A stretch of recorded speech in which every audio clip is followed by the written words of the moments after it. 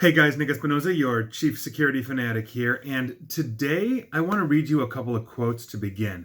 And I quote, "We are not talking about protecting the nation's nuclear launch codes, nor are we necessarily talking about the customized encryption used by large business enterprises to protect their operations. We are talking about consumer products and services such as messaging, smartphones, email, and voice and data applications. There have been enough dogmatic pronouncements that lawful access simply cannot be done. It can be and it must be." That is from the U.S. Attorney General, William Barr.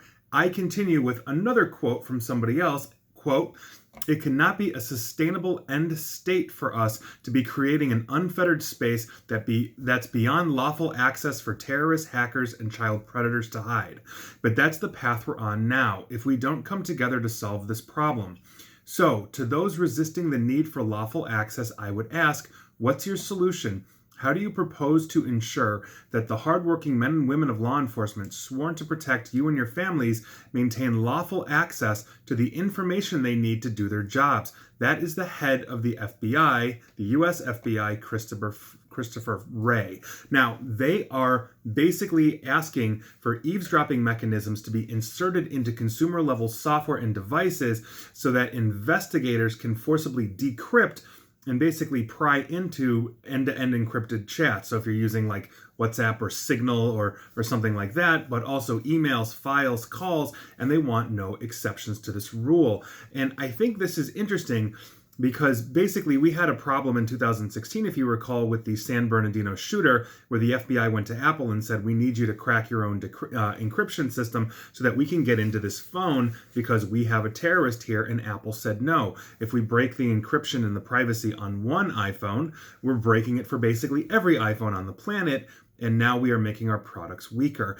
And this is the balance that we have perpetually had to look at. But I ran some numbers here, specifically speaking about terrorism, because when I'm hearing about governments, especially the United States government, which happens to be my government, wanting to get into my device, obviously I'm not a terrorist, most everybody I know is not a terrorist, I actually started looking at the numbers here about this. Now, since September 11th, in other words, in the aftermath of September 11th, in the last 18 years, since September 11th, roughly, we have had 229 recorded deaths due to terrorist incidents.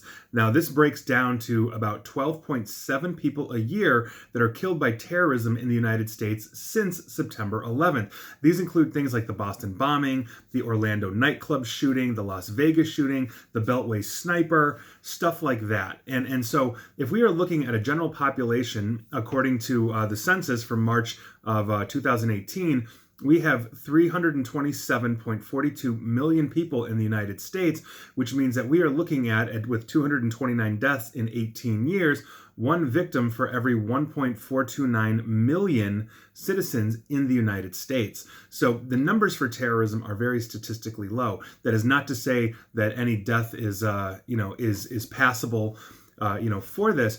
But the point is that when we start looking at making laws that cater to the lowest common denominator in society, like criminals and all of that, it ends up harming the citizens like you and I that just are law-abiding, that want to live our lives, from day to day. And so by virtue of this, we've seen a real push in the current presidential administration to basically get government access into things that are typically considered private.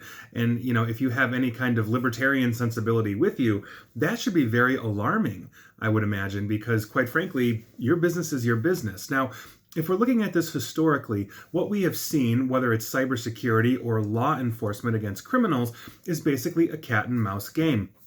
We know that businesses, banks, whatever, are going to defend their money. They're going to put them in vaults. They're going to hire armed guards. The criminals are going to innovate around those solutions, rob it, and then we are going to improve our defenses and move on. But law enforcement, those that are chosen to investigate with this, are basically looking for ways to get into these things. They back in the day before smartphones and internet and all of this, if I robbed a bank and put all of the money in a safe, basically if the law enforcement was going to capture me, or they did capture me, they'd have to break into that safe. Now, obviously, it's not an apples to apples thing because we've got a physical entity that they can try many times to break into, as opposed to a phone where after 10 times the phone might be able to wipe itself. I understand that. But the point is that law enforcement then needs to innovate around essential protections. But the core of what our republic is privacy. We have a right to our own privacy, without interference from the government. That is one of the foundations of what the United States is built on. And so to see the U.S. government come out and say, oh, well, basically, we want a backdoor into your phone, Nick. Like we might suspect you of something, even if I'm innocent. And now we can just walk right in and take a look at everything that you own. And so I'm curious to hear what you think about this. I'm sure there's going to be plenty of you that disagree with my stance on this, but just as a privacy advocate, I don't want the government going in to my stuff simply because they are a suspect, nor do I want a weakened encryption standard primarily because we have, let's say, a handful of people that are willing to do harm here, more than good. And so I'm curious to know what your thoughts are on this, but I think it's a very important topic because if this administration has its way, we're going to have a lot less privacy when we're supposed to be enforcing it, or when we have the ability, quote unquote, to be enforcing it into our devices. So take that for what it's worth.